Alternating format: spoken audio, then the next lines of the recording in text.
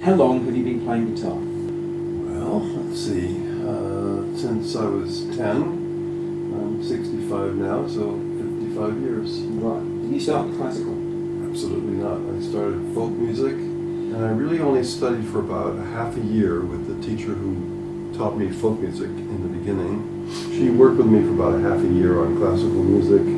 She said, "You've surpassed me now, you need to find another teacher." The teacher I happened to find was a flamenco teacher I studied with for a very brief time. Really, 17 was the beginning of my classical study, self-training. Okay. The longest I ever studied with anybody was John Duart here in London for 9 months. The second longest was David Starban for 6 weeks at a summer festival. Second longest was 6 weeks. Yes. That's pretty short. Yes. And the other people that I studied with were all other instrumentalists. They were violists, pianists, cellists, violinists, all of which I took one-off lessons here and there. Mm-hmm. Some of them were very informal. So I'm mostly self-taught. The school that I went to for college was Wesleyan University in Connecticut. It's a very high-level liberal arts school. I felt like I could easily narrow myself too much if I went to a music school, so I wanted the broadening of a liberal education, liberal arts education.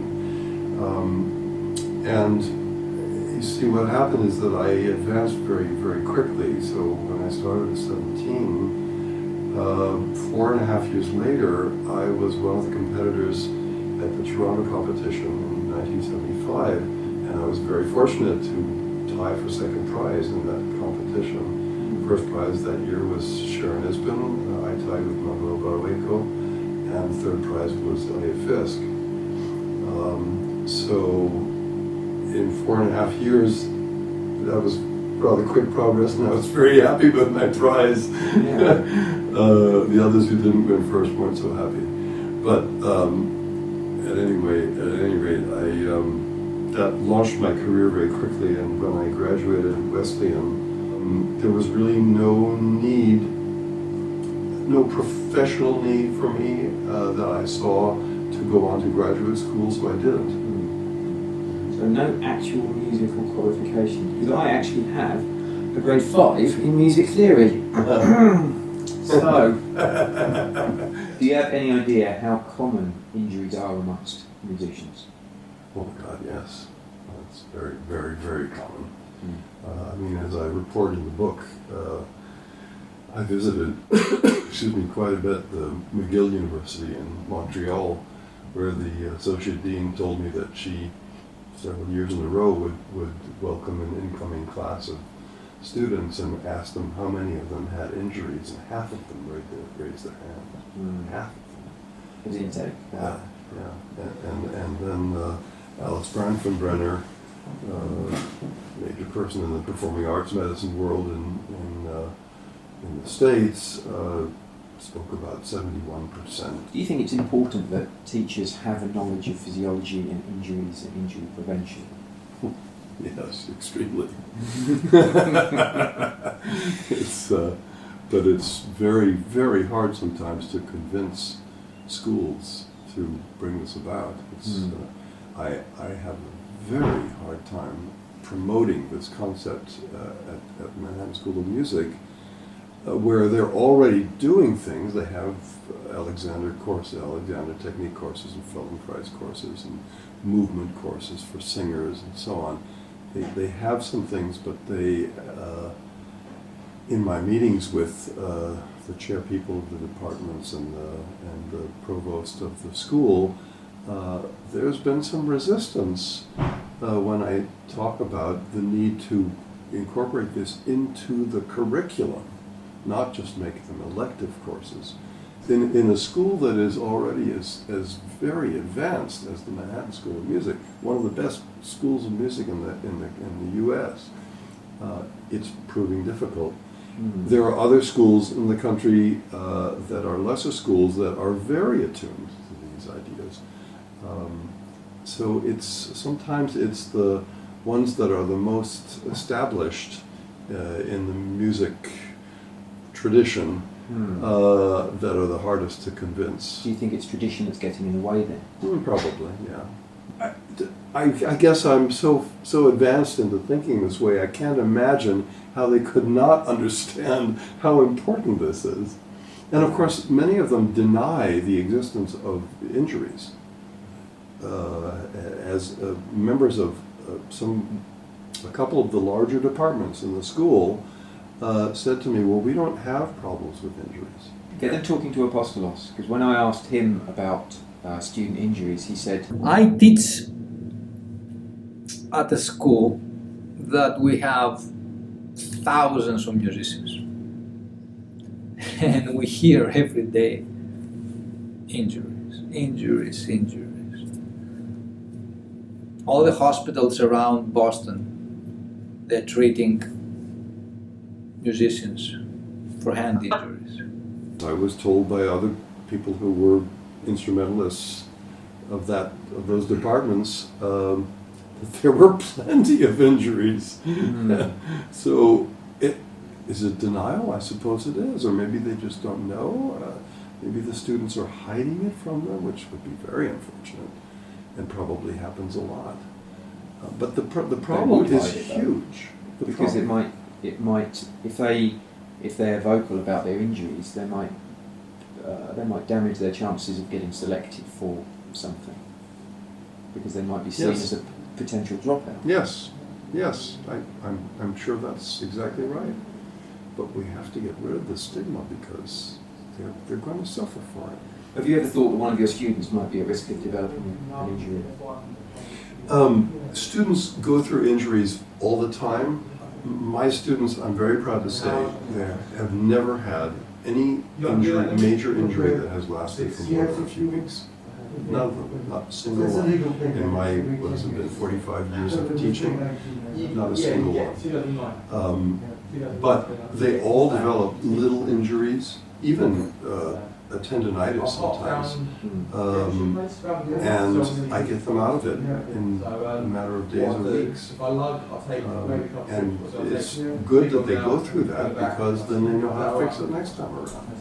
I've been through many little injuries throughout my career, very minor things that happen here and there, and I just learned how to fix them. That gives me a greater repertoire of understanding of how to work with injuries. Why do you think your students are getting away with so few injuries?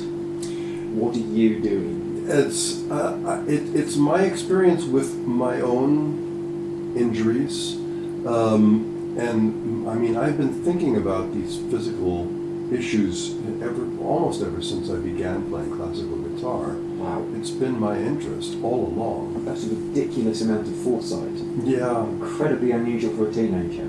Oh yeah. I think I just had an instinct to pay attention to these things, and I guess I'm just quite aware of my body. Much more so as time goes on. In the beginning, I was focusing more on hands and thinking about hands work. In the beginning, I was thinking about it in terms of how the laws of physics apply to the sound that we make and how the fingers support or don't support that. But very soon after that, I just was starting to think about the body and how it works. And I didn't really do any research in the beginning. I just went by instinct. I mean, that was my way, as a self-taught person would do. I just went by instinct.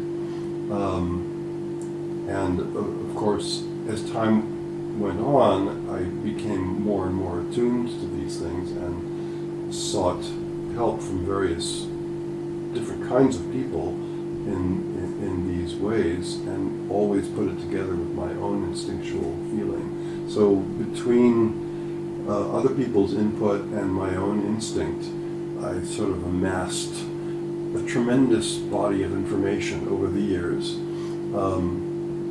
And a lot of it is trial and error, which is a difficult way to do things, but in the end you kind of know better what's good and what's not so good. And this is the way that I'm able to help students, is this mass of knowledge that I have accumulated, and it's really kind of snowballed in, I don't know, the last 20, 25 years. Certainly my experience with focal dystonia has not only helped people who have focal dystonia, but has given me an understanding about large muscle support, which is for everyone, not just for people injured with focal dystonia. So in that way, also I'm helping students. But all along I have been conscious of thinking about how the body works first, putting that first, and then figuring out, okay, how do you use that knowledge to apply to guitar playing. That's always been my approach. Right. What do you think the most common causes? This is not a right or wrong scenario. No, I'm trying to catch you out. Just looking at perception. It's just a very big topic.